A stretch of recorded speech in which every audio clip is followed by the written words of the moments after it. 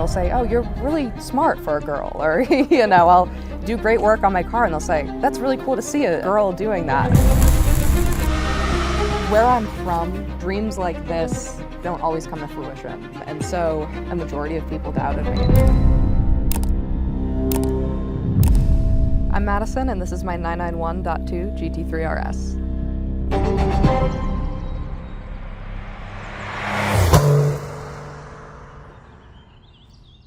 So I actually didn't know that you could get Miami Blue in this generation as like a non-paint to sample. The .2's it came in Miami Blue, limited production numbers, but yeah, I just saw it and fell in love. It was totally not in my plan to get this color, but it's on the Vossens. Fab Speed also courteously gave me race headers and valved exhaust, and I mean, it just sounds insane. I love it. This is my end-all, be-all dream car of all time. My first dream car was an E36 M3. I was 15 at the time, working at a car wash, making $7.50 an hour. I thought, you know, I really wanted an E36 M3, and at the time, $7.50 an hour wasn't cutting it. And one day I went home and Googled jobs that pay well with no college degree. My family didn't really come from money. We couldn't pay for college, anything like that, but I really wanted to make that dream happen for myself. On this list I found, I saw software engineer, and I kind of took off from there. I spent 60, 70, 80 hours a week teaching myself how to code, and yeah, built a career out of it. From the time that I began loving Euro cars in general, and I mean this is BMWs, Volkswagens, a lot of the old air-cooled stuff, I loved Porsches. They are like moving art, you know, they are just beautiful cars. Everything about them to me is perfect. To me, this is the pinnacle of Porsche, and yeah, it's just the one I kind of had to have. I saved it for when I felt like I had achieved certain personal milestones. There were a few times that I felt like I could have pulled the trigger on one, but it didn't feel right.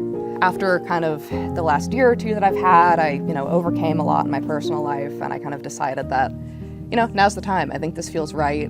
So I started looking around for one. I saw this one at a lot in Massachusetts and immediately fell in love. As soon as I saw it, I got them on the phone, and I was like, do not sell this to anybody else. So, say hi to the camera. Hi.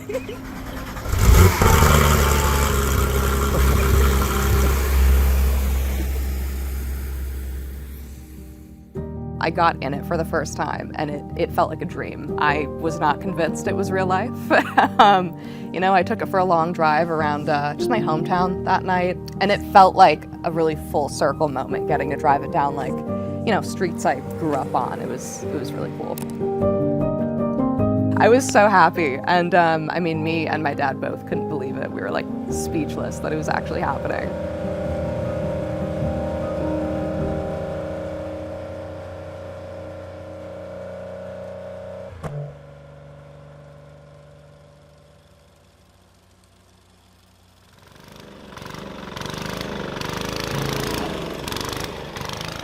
I think it all started when my dad put a baby seat in the back of his '81 Trans Am, or when he put that same seat in the back of his second-gen Dodge and did donuts in the snow.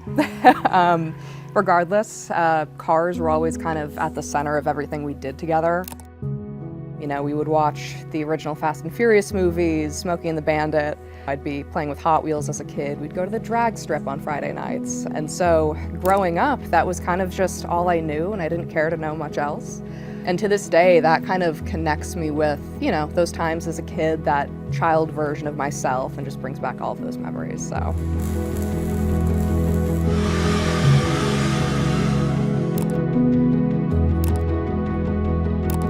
Behind the wheel of the car, how could you explain like the driving experience of it, you know, how it feels, just the experience behind the wheel, I guess, in general? Yeah, I mean, being behind the wheel, you just kind of feel like free, like weightless, kind of. Yeah, you feel like you're flying and also so planted to the ground at the same time. It's a crazy paradox.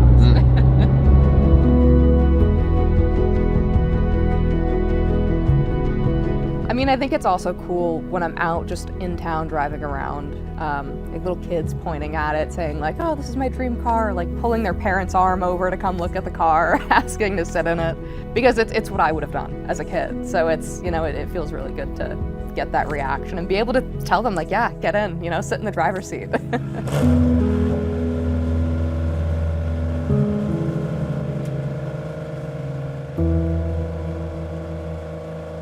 There were a lot of points in my life, growing up and getting to this point, that were not easy.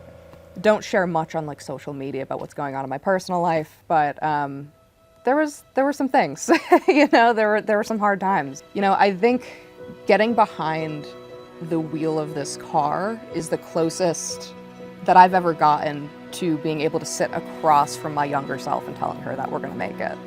And every time I get in the car, every time I thought about getting in this car, that's really what it symbolized to me.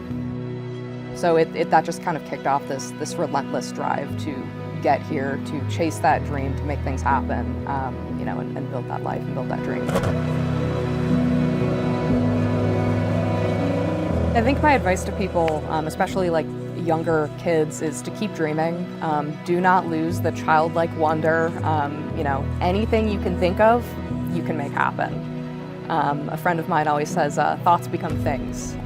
You know, as long as you action against these dreams, never give up. Don't be afraid of failing. You will. I guarantee it, you will fail, but it's okay. It's necessary. That's how we learn. No one's ever become successful right out of the gate without failing. And yeah, I mean, I think that's really it, is to just keep going.